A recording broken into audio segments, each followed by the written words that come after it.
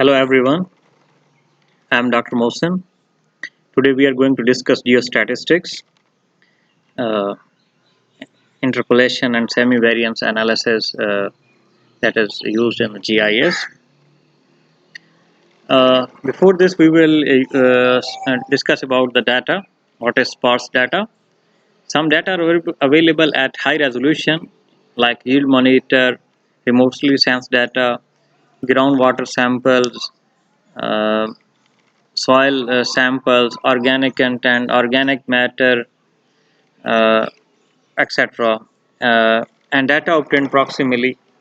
I will recommend you must read about the data collection techniques. You must recall your uh, data sampling protocol, as these are the course content part of the undergrad statistics you already studies. So many other types of data are collected at discrete observation points, large spatial resolution. We need or desire detailed maps of soil and crop properties, or the resources or water resources management component like ET, uh, water utilized, canal water, groundwater pumping, etc. Data to make such maps are far from the complete. What do we do with sparse data?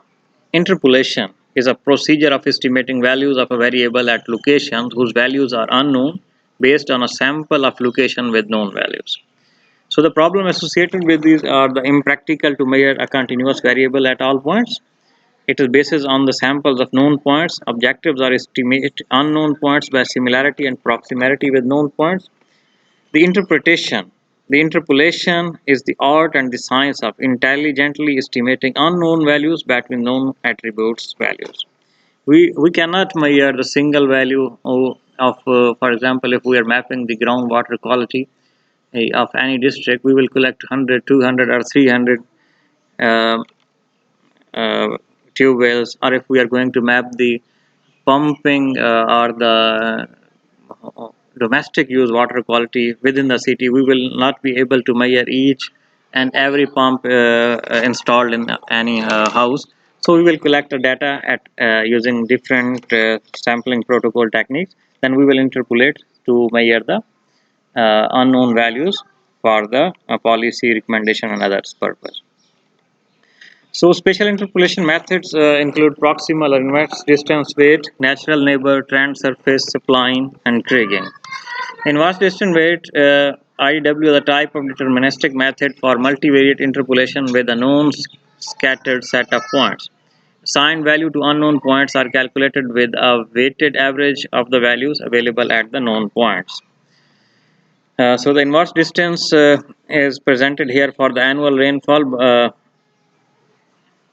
of the annual rainfall. The formula is given as Z naught is equal to summation Zi or Di square, where D are the distance, Z1 to Zs are the value of the point 1, 2, 3, and or the number of values used up to n, while the n or the s represent the number of sample. Here 5 values are used. It is based on the uh, distance, plus sign the location with the unknown value, while the dot represent the sample point. With the help of these 5 points 1, 2, 3, and 5 in the circle, we are going this technique measure the unknown value Z naught at the plus sign shows the it calculates the value at this point. So kriging is another mapping technique is similar to IDW. However, weights are dependent on the spatial variability and the value of the sample point. Assume that spatial variation observed are random yet spatially correlated. Spatial autocorrelation present while we are performing the kriging. The exact nature of spatial autocorrelation varies from data set to data set, represented by a semi-variogram. Semi-variogram actually play an important role in the kriging. Type of kriging include ordinary and universal kriging. Ordinary kriging assumes there is no trend in the data and the mean of the data set is unknown. While in case of universal kriging, assume there is an overriding trend in the data in addition to spatial autocorrelation among the sample point. Sources of error in interpolation. Error inherent in interpolation methods can be calculated measure in terms of mean error or root mean square error. Sample data uncertainty, too few sample points, limited or cluster distribution, and uncertainty about the location and or values. As effect, distortion of the interpolated value near the boundary of the study area due to the lack of sample data outside the area. For example, if we are going to measure the data of Rahim Yar Khan city, we will also need some sample outside the boundary. Otherwise, the sample point marked in the boundary, inside the boundary, will not interpolate up to the boundary level. We will discuss these values when we will open. I think we already perform interpolation and we discuss this matter and issue with you on a Google Meet. Semivariance determine distance or range over which samples are related, used to determine resolution for sensing and treating spatial variability, express dissimilarity of paired property value as a function of distance between two sampling points. Here is a semi-variogram that we mostly perform in the GIS or another software mostly used or the and the widespread used is the Gamma software or the GS Plus. This diagram actually represents the semi-variogram analysis, where the Y column represents the semi-variance and the horizontal is the distance or the lag between the points. The curved part of this diagram represent actually the correlation between the points, and where this curve got straightened, this is marked as the range. This range actually describe the is the distance from here. It represents almost uh, uh, 550 or 530. Approximately the value is 530. So the range of this data is 530 unit.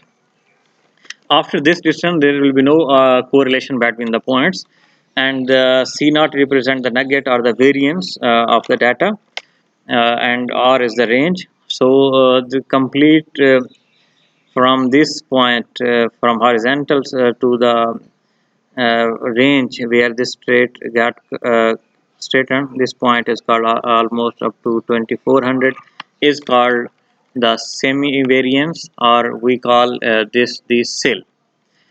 If we are going to calculate the partial SIL, we mostly perform SIL minus this nugget is called the partial SIL, that is mostly used in the GIS.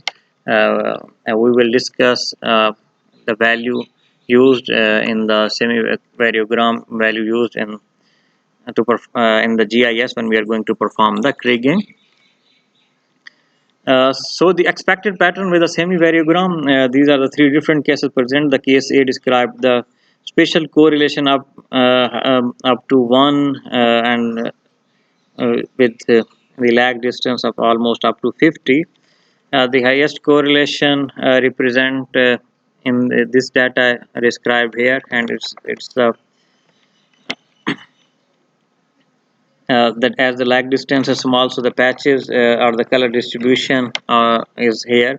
In the B figure, there is distance based, more distance included in case of art correlation, so the images more patches have the similarity. While in the case C or the picture C we present, there is no correlation. The curve is just a straight line with respect to horizontal, and we are unable to describe this data as there is like a noise in the image or lack of correlation that we will interpret this image, that which part of the area represent which portion of the parameter that we are considering. So how do I use this information? Estimation and fitting of the variogram as well as variogram model selection are crucial stages of spatial prediction because the variogram determines the kriging weights of the predictor. We can use the variogram to guide spatial scale for sampling in a number of ways. Nested survey, prior data related to properties of variogram, information, etc. Impact of sample resolution is presented here. Here we have a dense sample, so the interpolation here represent very clear distribution of the data, that how the differentiation is the within the this map. But if there is sparse data compared to previous data, so this image has a low resolution and the variation in this diagram is less, and if we have further low data, the variation is further low. Here we can see the data where the data is more or extensive sampling is performed, then we have a more clear picture of the field to capture the variability.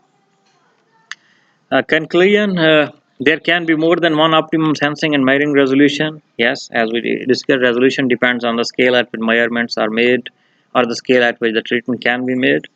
The optimum resolution will be different and depends on the agronomic, economic, and the engineering criteria. More complex analysis consider spatial temporal variance. Thank you very much. If you have any question regarding the geostatistics used in remote sensing and GIS courses for any water management, precision agriculture, or any other civil engineering application, so you can ask me the question with respect to the research you are going to conduct. I will be available to you. Thank you very much.